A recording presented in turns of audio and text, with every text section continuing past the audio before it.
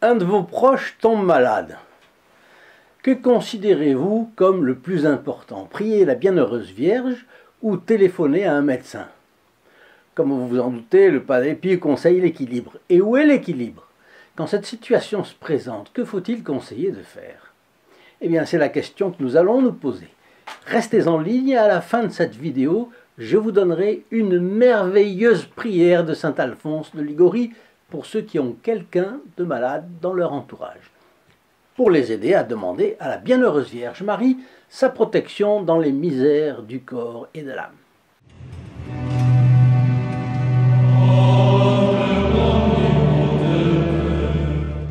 Chers amis fidèles du Padre Pio, bonjour, mon nom est Jean Goyard et vous assistez au programme sur les pas du Padre Pio. Aujourd'hui, Padre Pio conseillait l'équilibre entre le recours au médecin et la confiance en Dieu. En plein hiver, une vague de grippe et de gastro s'est répandue en France. Beaucoup résistent et c'est ce que je vous souhaite bien cordialement. J'en profite pour faire un petit test. Tout le monde n'a pas la chance d'éviter la grippe. Certains trouveront que ce vocabulaire ne me ressemble pas beaucoup. Je viens de dire « tout le monde n'a pas la chance d'éviter la grippe ». Eh bien, ne trouvez-vous pas que cette phrase est peu chrétienne, témoigne d'un esprit peu surnaturel? Et bien sûr, parce qu'il n'y a pas de hasard. Si je prends la grippe, c'est que le bon Dieu l'a voulu. Vous êtes d'accord ou non? C'est logique, dans la perspective des 2 vidéos que je vous ai postées la semaine dernière. 6 conseils du Padre Pio à ceux qui souffrent et 5 plus 1 recommandation pour les moments d'angoisse et de douleur. Et c'est l'application concrète de l'évangile que vous connaissez bien. Regardez, c'est Saint Matthieu, regardez les oiseaux du ciel qui ne sèment ni ne moissonnent, et votre Père céleste les nourrit. Regardez les lys des champs qui ne filent ni ne tissent. Le roi Salomon, dans sa splendeur, n'était pas mieux habillé qu'eux. Cherchez le royaume de Dieu et sa justice, et tout le reste vous sera donné de surcroît. Alors soyons fidèles au Padre Pio, travaillons à le faire connaître et aimer, faisons des sacrifices à son service, et nous serons heureux de le faire, et en plus Notre-Dame nous protégera du diable et de ses pièges. Notre chaîne fait entrer le Padre Pio dans des foyers de plus en plus nombreux. C'est grâce aux protégés du Padre Pio. Et c'est la raison pour laquelle je tiens à les remercier ici, une fois de plus, parce que c'est eux qui permettent tout le bien qui arrive en faisant connaître le Padre Pio. Ils ne se contentent pas de trouver intéressante la vie du saint de Pietrelcina. Ils font un geste militant en propageant sa vie auprès de gens qui souffrent. Nombreuses sont les personnes autour de nous qui se trouvent dans une impasse. Leur salut, leur âme ne peut pas nous être indifférente. Nous n'avons pas le droit de cela. La crise religieuse et morale montre que ce monde est perdu, et ils en supportent les conséquences. Ne croyez-vous pas qu'en faisant un geste militant, les membres du groupe des protégés du Padre Pio gagnent petit à petit leur ciel? Moi, j'en suis sûr. Et vous qui m'écoutez, si vous n'avez pas eu l'idée de vous joindre à eux, qui sait si vous ne pourriez pas y penser aussi? Vous feriez en tout cas une très bonne action. Et c'est pourquoi je vous invite à me retrouver sous le lien qui est affiché dans la description ci-dessous, https://st-padre-pio.fr. Vous verrez l'apostolat qu'ils font et les bénéfices spirituels qu'ils reçoivent, et qui sont grands. Donc, en particulier, nous les mettons dans la messe. Vous savez, ils ont une messe une fois par semaine pour eux. Une fois par semaine, 52 messes dans l'année, plus 2 aux fêtes du Padre Pio. Et puis en plus de ça, des petits documents que nous leur envoyons pour aider leur vie spirituelle. Bien, donc, le Padre Pio avait beaucoup de considération pour les médecins et s'employait à convaincre les patients d'aller les consulter. Vous savez qu'il a construit à partir de rien, d'ailleurs, l'hôpital le plus moderne d'Italie, la Casa Sollievo della Sofferenza. Personne n'a pu lui reprocher de faire de la médecine parallèle, en faisant des guérisons miraculeuses.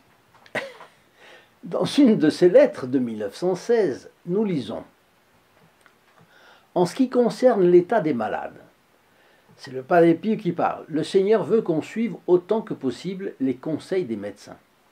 La Sainte Écriture nous enseigne d'ailleurs à honorer le médecin par amour de Dieu. On considère parfois comme miracle des guérisons auxquelles le médecin avait un peu contribué. Alors j'aime bien, c'est moi qui commente, les deux mots un peu. Le médecin avait un peu contribué. D'où l'on voit que le Padre Pio pensait que même si le médecin a collaboré avec la Providence pour la guérison du malade, c'est en tout cas la volonté de la Providence qui a primé dans les faits obtenus. Bien. Le cas d'une petite fille le montre d'une façon éclairante. Nous sommes au début de l'année 1959, dans la famille d'un médecin. Sa fille, Maria Pia, a 9 ans et semble avoir une grippe. Alors on la garde à la maison au lieu de l'envoyer à l'école. Mais le soir, sa mère, Philomène, réalise qu'il y a quelque chose de plus grave. Parce que sa fille a de sévères crises d'essoufflement qui la laissent cyanosée, c'est-à-dire que ses lèvres et ses ongles deviennent pourpres, violacés en somme. Et en plus, en allant l'embrasser dans son lit, la mère s'aperçoit que sa fille a une grosseur au cou. Les parents se rendent tout de suite avec l'enfant auprès du Padre Pio. Donc, ils n'étaient pas loin de San Giovanni Rotondo. Premier réflexe, droit chez le Padre Pio. Et notre bon capucin touche le cou et la poitrine de l'enfant, la bénit, promet de prier pour elle et recommande à ses parents de l'emmener tout de suite chez le médecin. Et puis il ajoute, au moment où ils partent, les médecins avec leurs remèdes et nous avec nos prières. Et le médecin, ami du père de l'enfant, conseille une opération rapide. Maria Pia est hospitalisée, elle est opérée le 18 mars 1959. L'examen médical des prélèvements conclut à une tumeur maligne déjà métastasée dans plusieurs parties du corps pour cette pauvre petite. On ne cache pas aux parents qu'il y a peu d'espoir de guérison. Après plusieurs séances de radiothérapie, bien sûr, les médecins ne lui donnent que quelques mois à vivre. En septembre de la même année, on est en 59, vous pensez bien que la médecine a fait des progrès depuis 65 ans. Non, ce que je veux dire, c'est qu'il y a 65 ans, soigner un cancer, c'était bien plus aléatoire qu'aujourd'hui. Bon, la jeune est de nouveau conduite au Padre Pio, et il répète les mêmes gestes. Il touche le cou, la grosseur qui a le cou, il touche la poitrine, et il redit la même phrase qu'il a ajoutée à la fin de la visite précédente. Les médecins avec leurs remèdes, et nous avec nos prières. Un mois après, stupéfaction des médecins auxquels la petite fille est présentée. Son corps ne révèle plus aucun nodule cancéreux. Les radiographies des différents organes ne montrent plus rien de suspect là où il y avait les métastases. Et force est de constater que le cancer a disparu. Les médecins de la fillette ont fait tout ce qu'ils pouvaient pour sauver Maria Pia. Mais ils n'ont pu expliquer en rien sa guérison. Et depuis ce jour, Maria Pia est une personne tout à fait normale, comme vous et moi. Fait du sport, c'est ce que rapporte le témoignage de Silvana Cobucci, Leiti, qui a écrit un livre aux éditions Loyola en 1999. Et c'est elle sur laquelle est basé ce Fioretti.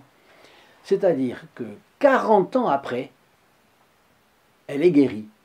Elle est guérie à l'âge de 9 ans et en excellente santé à 49, 40 ans après. Alors, cela permet de parler de miracle quand même. Peut-être pas au sens canonique, je n'en sais rien, je ne suis pas spécialiste, mais au moins dans le langage courant, et d'un magnifique Fioretti du Padre Pio.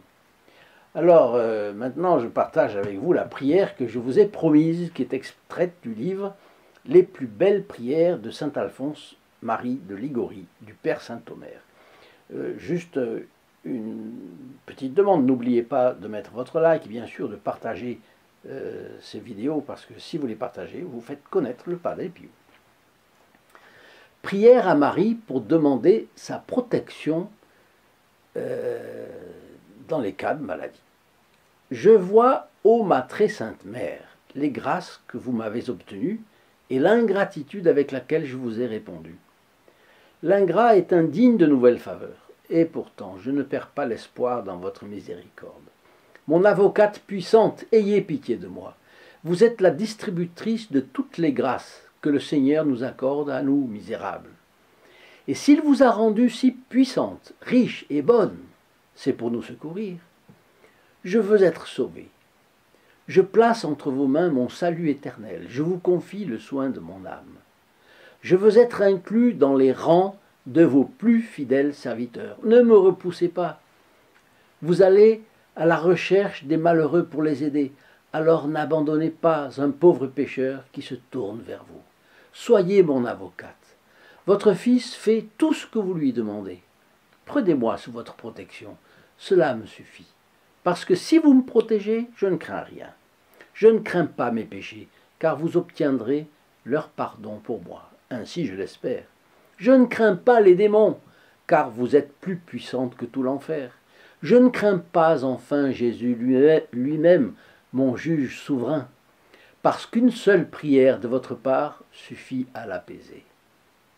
Protégez-moi donc, ô ma mère, et obtenez-moi le pardon de mes péchés, l'amour de Jésus, la sainte persévérance, une bonne mort, et enfin le paradis. Il est vrai que je ne mérite pas ces grâces, mais si vous les demandez au Seigneur pour moi, elles me seront accordées.